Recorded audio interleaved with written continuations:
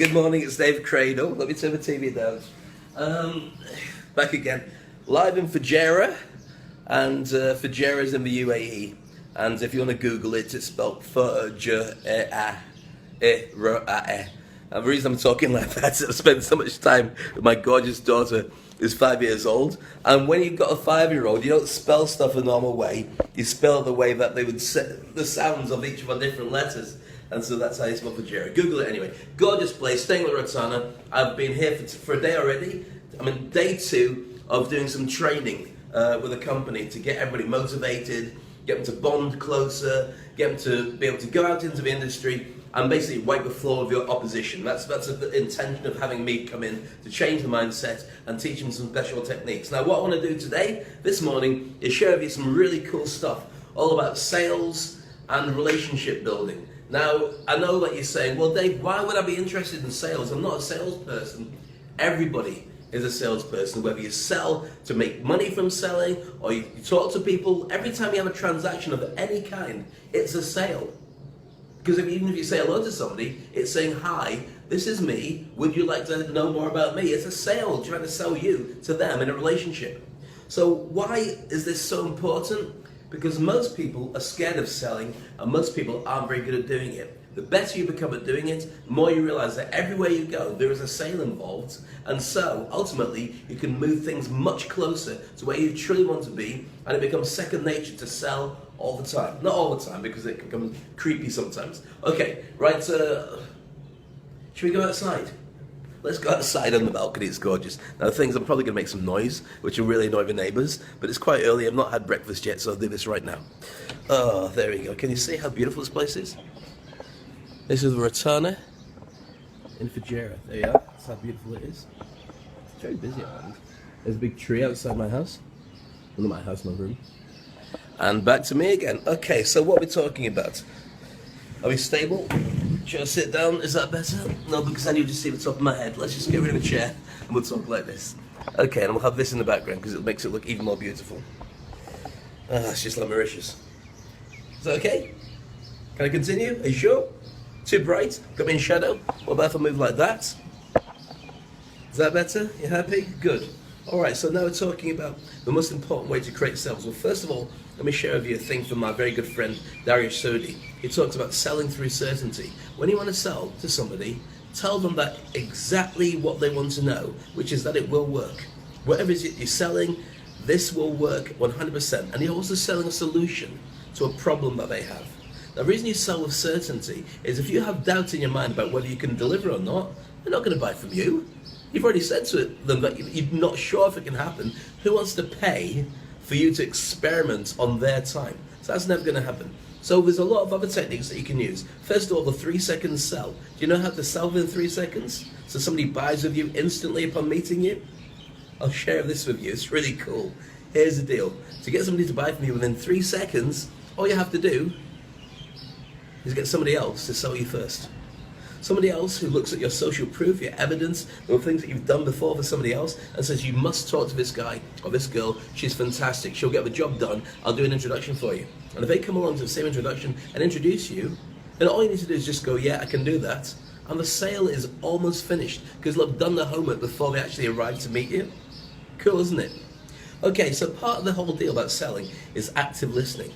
Now with active listening, it's not passive like now going do or somebody's talking. You've got to be in the dance with somebody when they're listening. It's quite hot out here, isn't it? Can I go inside? Do you mind? Because otherwise I'm going to start talking. I'm going to sweat down my face. And as I do it, you're going to go, ooh, that's not very sexy, Dave. Obviously I'm sexy anyway. But if you did do, then you'd certainly change your tune. I'll just close this. Oh, not closing properly. Oh, I'm with you in a second. I'm still here, I'm just trying to close the door so the AC doesn't escape. Okay, so let's go over to a really bright area. So talking about active listening and making sure that the person knows that you value them and you value their opinion. It's nice and bright outside the bathroom. Don't really want to show you what goes on in there. Okay, so what we're talking about is paying attention to them, saying back to them the things that they say. checking out the trance words. Everybody's got certain trance words that they use, and when you start using them back, they go into a semi-trance. Now, this is a weird way of saying it, but think about it. There's certain terms that you use all the time, and people would go, what? Like for me, groovy. Groovy is a trance word for me. I like groovy because I used to do 70s nights as DJ Shaft, and 70s is rather cool. It's another term, cool. So if I meet somebody and I'm saying, look, do you think this is a really good idea? And I say, yeah, it'll be groovy. I go, my word, this must be a great person from the same wavelength as me. Because one of the keys to it is you've got to prove to them that you are the same as me. That's why people buy from you, because they know you, like you, and trust what you're going to deliver. So the more that you can create with idea, with rapport, that you're the same as me, then that's how you do it. Now in a future session, I'll talk more in depth about a thing called VACOG, which is all about the different clues you can use because of representational systems inside your head. So some people are very visual, for instance. Some people are very auditory. Visual means you see pictures, and you talk about things in terms of pictures and the words you use.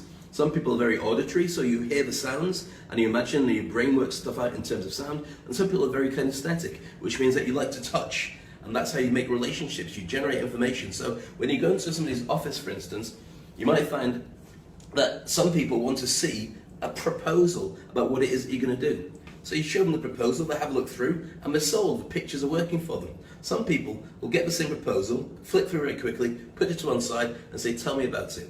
Now you could be easily offended by thinking, but not even bother about all the hard work I did. But the actual truth is that they're saying, tell me about it, because they're auditory.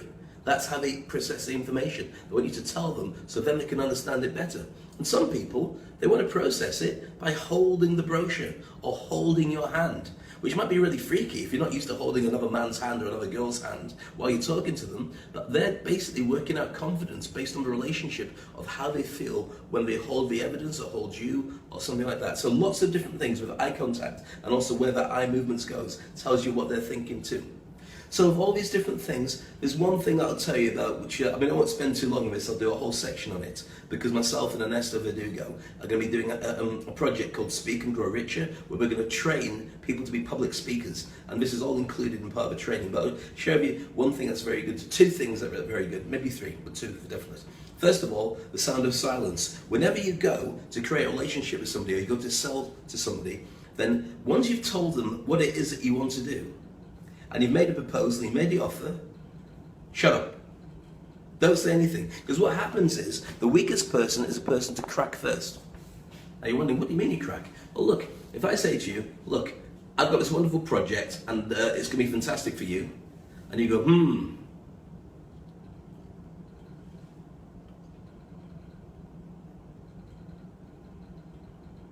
Now, you see how creepy this is? That's silence, and I won't do it on the broadcast because it sounds kind of weird and you'll think it's got stuck. But that silence, whoever breaks the silence and cracks has lost the argument. If they start by breaking the silence because it seems really weird, then they're going to say, okay, so what about this? And you can answer it and overcome that objection, then go silent again. And eventually the uncomfortable silence will run out and they'll go, yeah, okay. Another thing that's very useful is to say to people, what's stopping you from buying? Well, I don't like this. Okay, so if we can overcome that, I don't like it in this colour. So if we can change the colour, what's stopping you then?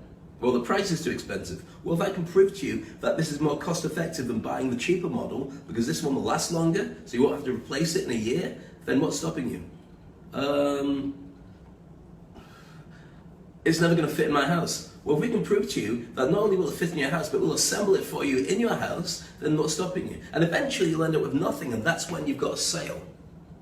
Okay, so putting all these things together, they're very powerful for getting somebody to want to do business with you. Now, one of the things I'll talk about as well, one last way of doing it, is when we talk about the 3-second sale, and ultimately people want to buy from you because of the fact that they've already done all their hard work, this means that from this point on, you've got to go on an ongoing basis creating social proof about who you are, about how people can trust you, about all the things that you have as evidence so they can find you online, LinkedIn recommendations, the good things you post on Facebook, or even word of mouth from people that they would know, so they can get your congruence, you're in touch with the reputation you're creating, and they can see that it's actually true. Once you've created that, then sales become relatively easy. Now, as I've mentioned, it's not easy to think about things in terms of sales, and having a conversation with somebody might not seem like it's selling to you.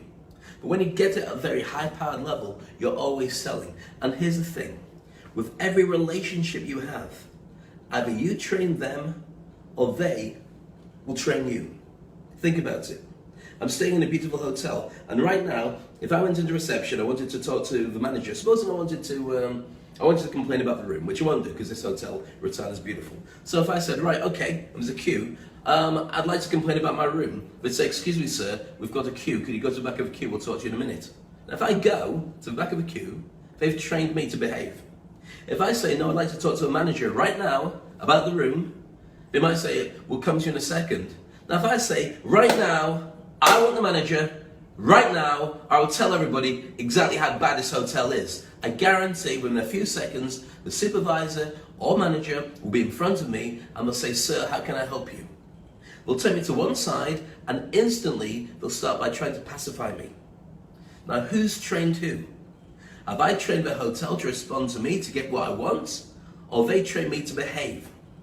Now, I'm not saying that become a horrible person and everybody hates you because you're a big nasty bully. That's not what I'm saying. I'm saying in every relationship, whether it's your partner, whether it's your kids, whether it's your work colleagues, whether it's your boss, whether it's when you go selling or when you go buying, shopping, getting in a taxi, doesn't matter. There's a relationship of a transaction involved, and if you don't train them on the way that you want it to go, they will train you on the way that they are prepared to do it. And if that doesn't fit in with you, it might be too late to entrain them, in which case you don't end up with what you want. And I can't believe I'm still sweating inside the house, so I'm going to stop the broadcast now. On that happy note, I'm going to go, get my breakfast, do some training, and then I'll be heading back to see my lovely family for the weekend, and I'll probably do a broadcast with Maya tomorrow.